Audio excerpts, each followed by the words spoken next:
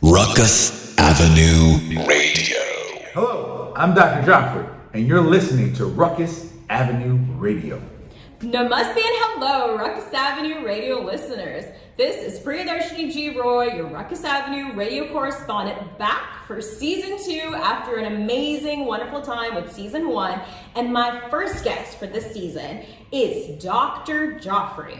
He is a board-certified emergency medicine physician with over 20 years of clinical practice. Now, Dr. Geoffrey, before I get into the amazing background, welcome to our show. Hey, thank you. Thank you very much for having me as well.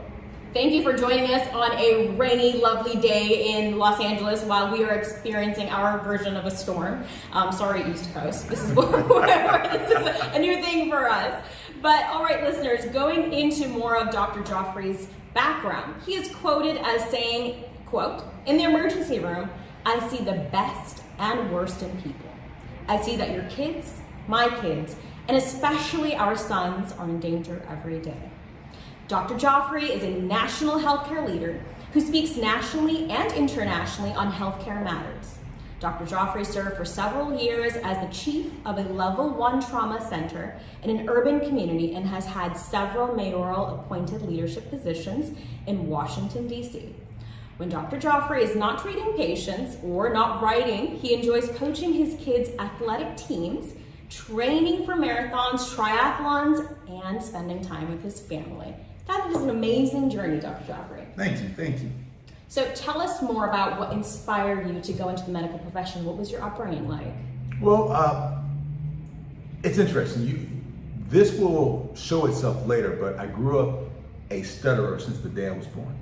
And let me tell you why that plays a role. Because when you grow up a stutterer, every single word you speak is a potential for you to stutter.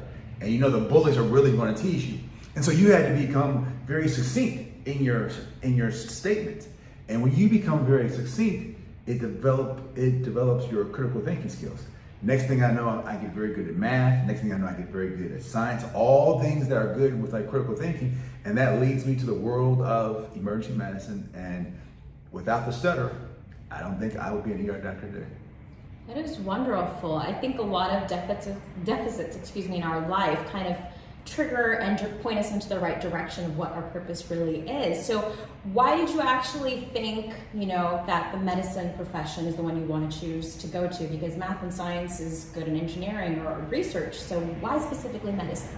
Because I have this unique nature to want to help people. I grew up a lifeguard.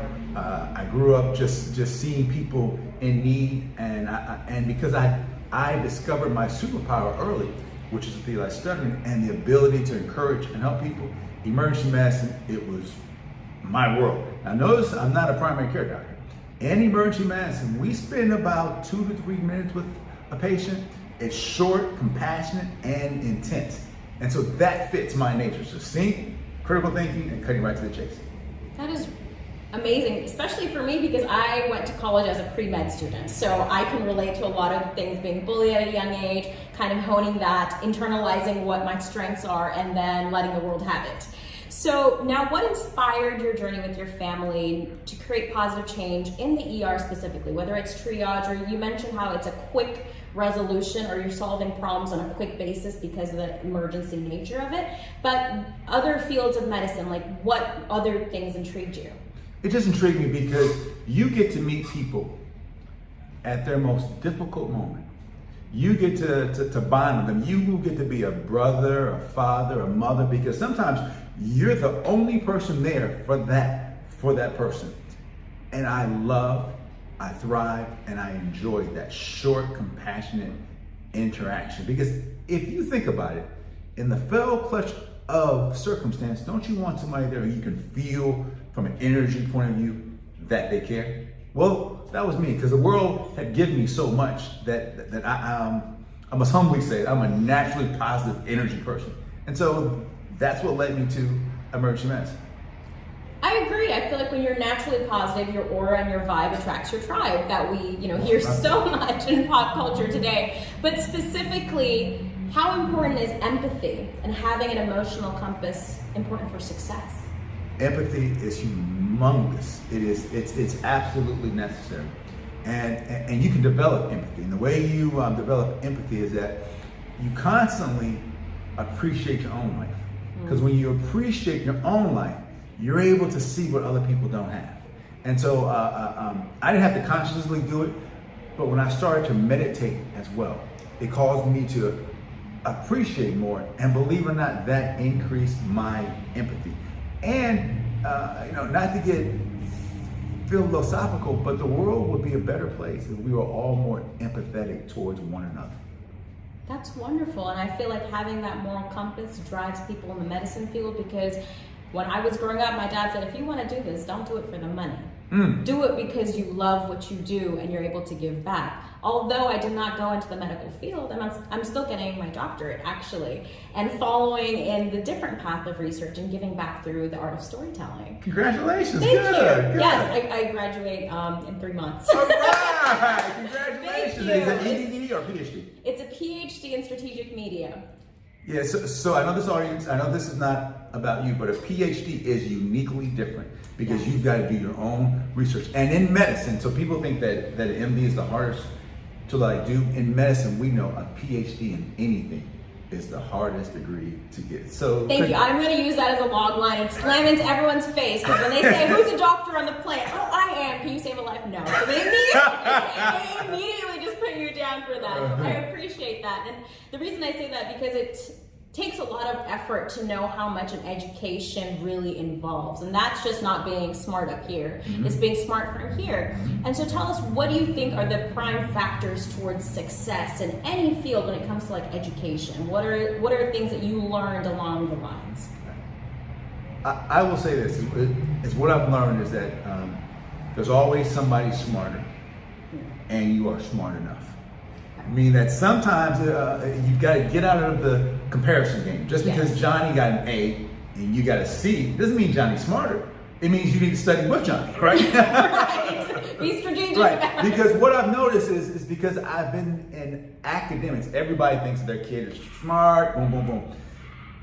There are very few geniuses in this world. There are very few. Otherwise, people just work hard. So you've got to figure out what your zone is of working hard. I learned that getting up early in the morning is my zone where I get to absorb, I get to take in the most amount of information. And so study, work hard, and figure out what you like. If you do what you like, I know that sounds so cliche, but it's true. Absolutely do what you like and you enjoy it. Absolutely. During my time as pre-med, I was good at it, but I was so not feeling it. It was very stressful for me. And then you have to take a pause and realize, what is your purpose? What are you more aligned to do? Just because you have a skill set doesn't mean that's your purpose. And I feel like now that I'm in line with my purpose, everything falls together. So now when people want to go towards the medical profession, are there specific character traits that you think are important, other than being a good person who studies, someone who is good at networking? What really matters to be successful? Because you're also a TED speaker. Yes. So being in the public eye while being a medical professional, it's a duality, because you're also a storyteller, you are an artist, and you're using your field of expertise in medicine to share those stories with people who may not have any knowledge prior in that field. I think that recognizing that your pain is your gift. Because when you recognize that your pain is your gift, A, makes you more empathetic, but it makes you learn whatever lesson that pain caused. Because keep in mind, I do think that everything that happens in our world, everything that happens to us happens for a reason. It's for our good. Right. It may not be our immediate good, but it's for our good. And so what I would highly encourage people is, don't compare yourself, and recognize that your pain has your purpose, and there's a gift somewhere in that pain. That's wonderful. So what is your main purpose when you talk about your TEDx talks? What is a common theme that you use in all of your conversations that connect audiences? Oh, wow. That's a softball. But there's no such thing as failure. There is no such thing as failure. Meaning that what you classify as a failure is really a lesson. And think about it. If you learn a lesson today, what are you, 25? If you learn a lesson today at 25, you get to use that lesson for the rest of your life. And like Oprah Winfrey said, I have failed more than anybody in life. But she was smart. Those failures were lessons. And so I just tell everyone, hey, take your lessons, fail fast, learn fast, but keep it moving. By the way, those people who don't fail, they're not doing much. Huh. Because they have nothing to learn from. Right, and they're living in fear. Let me say this. So they say there are 27 different human emotions, but really it's only 2. Love and fear. And there are only 2 natural fears that we were born with. The fear of loud noises and the fear of falling. Any other fear, we've learned. And if you learn it, you can unlearn it. I love that. Okay, so now you say if there's no such thing as a failure, are there any such things as a mistake or a coincidence? Well, I don't believe in coincidences, and a mistake is only how you categorize it. Meaning that if you view it as something negative for you, then it was a mistake. But I do believe that everything that happens to us, and mind you, that's a tough pill for people to swallow. Everything that happens to us is for our good. It just may not be our immediate good. And before any of your listeners call in, I get it. It's a tough pill to swallow. But if people would think back to some bad things that have happened to them, there's some lessons. And if they can't figure out those lessons, I would highly encourage them to go back and think about them more, because there was a lesson in there. Speaking about pills and all the lessons that we learn, so now you go on any type of social media and you see all of these influencers, famous people come in and try to sell you fit teas, different types of pills, and eat these gummy vitamins and do this. What is your take on these type of over-the-counter or sponsored medicines, pills, supplements? What is your take on that? Well, thank you for that. And I often see them presented as boost your immune system. Well, first of all, there's no such thing as boosting your immune system. Right. Your immune system has a set point. There's no such thing as increasing that. What I will say is that COVID has taught us a lot. And as a result of all the national media that I did during COVID, I had to read all the research. I had to read all the latest and greatest. And what I found is that there are certain vitamins that do help us with our immune system. Such as, I always tell people, if I were on a desert island, God said you only get 1 vitamin, vitamin D wouldn't be it. It helps us with our immunity. It helps decrease anxiety. It helps decrease cancer. It helps decrease blood pressure. And so back to your original question, I would highly encourage people that when they run across these vitamin folks, make sure that they're credible, and make sure that they're not in it just for the money. How would the layman on social media not be swayed by this kind of marketing technique and actually do their research to read these labels to figure out what is credible? Because a lot of these terms in medicine today, whether it's natural or they're not FDA approved words. So they can use them as common marketing things like, oh, this is a clean moisturizer, this is a clean product. What does it mean to be clean, to be natural? In medical terms, what is your suggestion? Because I only take my advice, skincare advice, from a dermatologist. So when it comes to vitamins, I would take it from an MD. So what is your perspective? I think you nailed it. Because the world of vitamins is so large, I would first just limit it immediately. Go to those lines that are developed by a healthcare provider. And then based upon that, go into the healthcare provider's social media page, LinkedIn page, and see what they've done. And then go into some other terms that they use. Like, you're right, natural.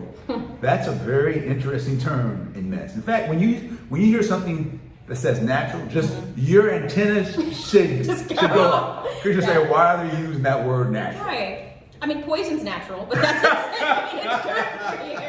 There's so many natural chemicals, the stomach acid that we all create, that's natural. Is that the best thing for you to ingest? No. Right. So I think it's important for viewers or consumers to be aware of what is marketing, what is a gimmick, and what is an actual product that's going to benefit them. So you talked more about vitamin D.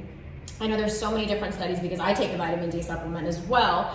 And there's been recent studies that show that taking vitamin D also decreases chances of increased heart failure or cardiovascular diseases. So please enlighten me and some of the other guests. So I think that it's just very important, and I would highly encourage listeners to slow down and listen to this part. I would say that given what I know about your listening audience, most of them are probably vitamin D deficient. Let me explain.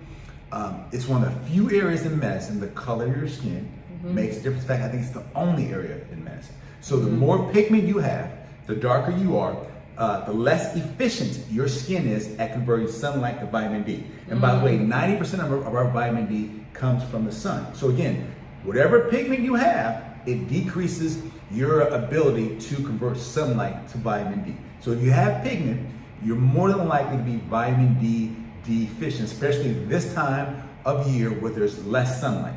And so knowing that, it's very, very important to make sure either you get a vitamin D level check or you start to supplement. You can do it naturally through milk products, fatty fish like tuna, salmon, or you can do it through vitamin supplementation. And here's where people are going to make leaps. Well, what if I'm taking too much? Well, by the way, nothing I say is medical advice. You should talk to your doctor. Absolutely. But it's very difficult to get vitamin D toxic. Extremely difficult. In fact, one study looked at a guy who took 2 million units of vitamin D, and he did not. A day? He took a one-time episode and did not get vitamin D toxic. Wow. And so, if you do get vitamin D toxic, guess what the treatment is? Just stop taking it. If you develop nausea and vomiting, simply stop taking it. But by the way, it's very difficult to get vitamin D toxic. That's wonderful to know, because a lot of people know that you can overdose on a lot of different medication, or as what I learned, correct me if I'm wrong, is that a lot of vitamins, they will just come out naturally through your digestive system if they're taken within a reasonable amount of excess. Obviously, don't do anything without speaking to your medical provider. But Dr. Geoffrey, since we're speaking about vitamins, why are you so passionate about vitamins specifically? Tell us about your journey. Well, as a result of COVID, and again, it started me to do a lot of research. And what I've learned is that vitamin supplementation, it truly helps and it saves lives. And so because of all the research, because I was involved in like COVID, I decided to start my own vitamin line. It's called Shield Vitamins. Shield Vitamins. It's about shielding and protecting our community. Because while COVID is decreasing, what we do know is that we have a big virus that comes about every 4 to 5 years. Right. And what we do know is that the virus is around 365 days a year. And so making sure that you stay immune strong is absolutely key. So at Shield Vitamins, we create this immunity kit. And I am not going to make this leap and say that you won't get a virus, but I can honestly say that I have not contracted COVID or the flu, and neither has anyone in my family, the 16 of us.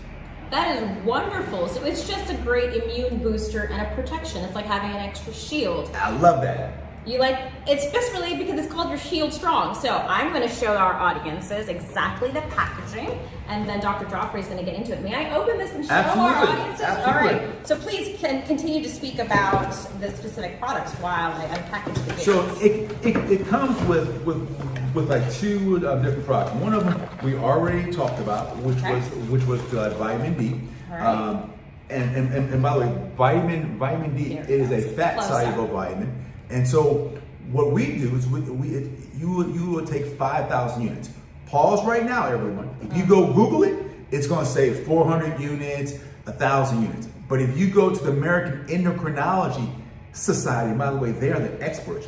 Most people should be taking anywhere between 4,000 to 10,000 units a day. So that's why we start right with 5,000 units. If you're taking 100 units, 400 units, that's probably nothing. It's probably nothing. It's a drop in the ocean. There you go. Okay. Absolutely.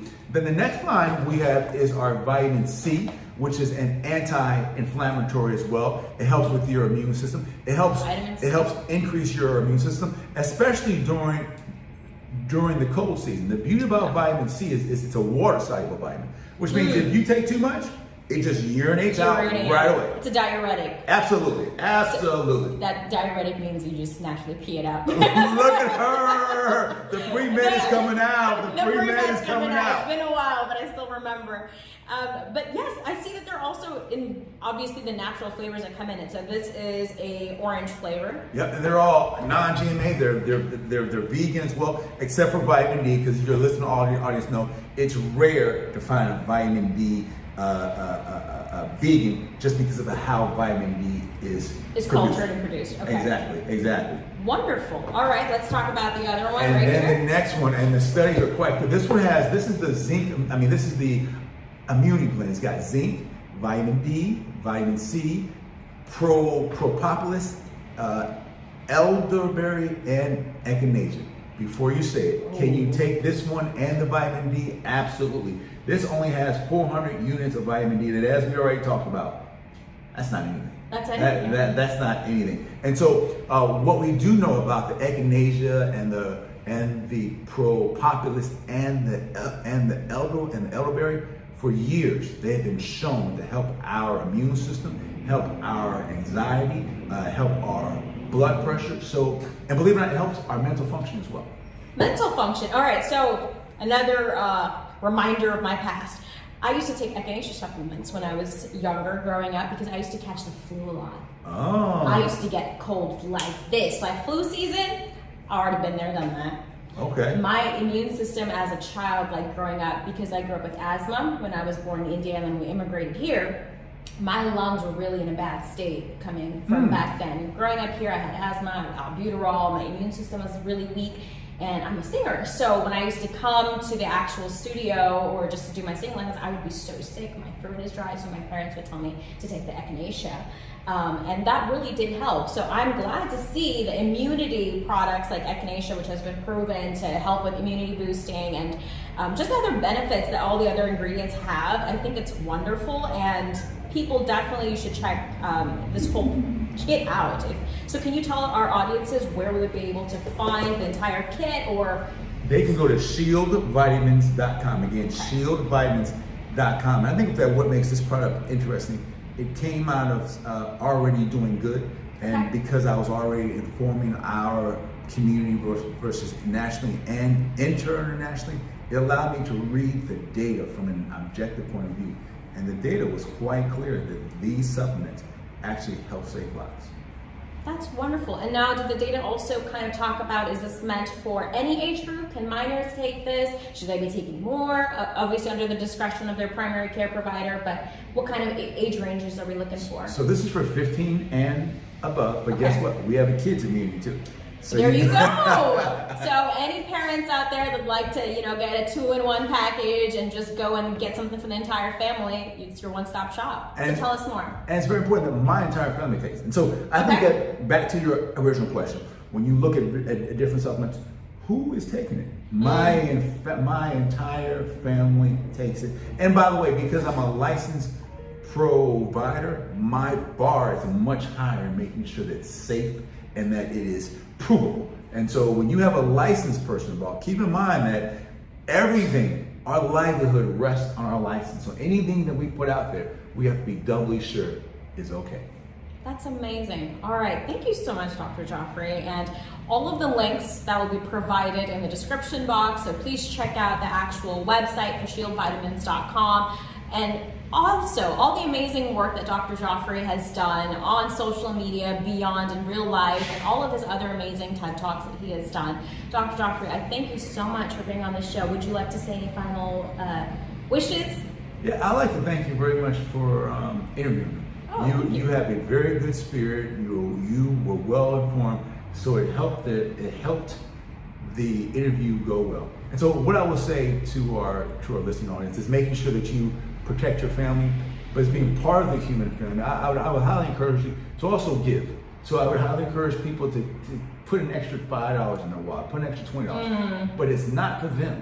It's for other people. Because when you run across a homeless person, they don't have Cash App or like any of that. So I would highly encourage people to give, and guess what? When you give, studies show it makes you feel good, and that helps increase your immune system. We were talking about spirituality earlier. The more you give, the more you gain, and not in monetary, but in karma. Oh, absolutely. So I think when I carry cash, I know it's not for me. We've kind of moved into a digital society where, sure, you could pay to park, you could pay to do this.